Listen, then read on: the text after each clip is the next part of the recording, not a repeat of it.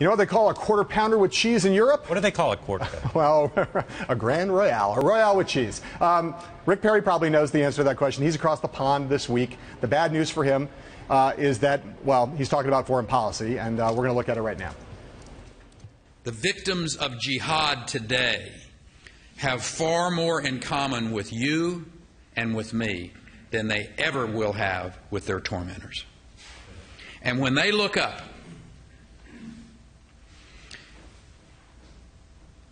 and they see an RAF or a Danish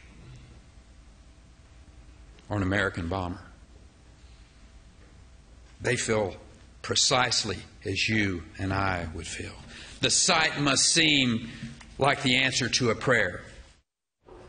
I said it was bad news for Rick Perry, but he looked pretty good up there to me. Is that a new Rick Perry we're seeing out there on the stump? It's not. You know, if you spend time around Rick Perry, as I have, as you have, you see that guy, serious and somber, not goofy, a lot like George Bush during the height of the fight against terrorism.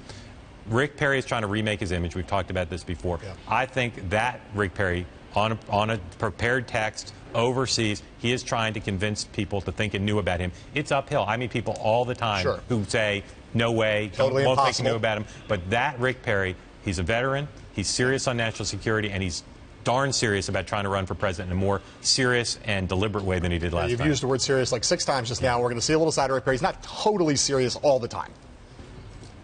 To Americans, you British always sound so darn smart and refined no matter what you're saying.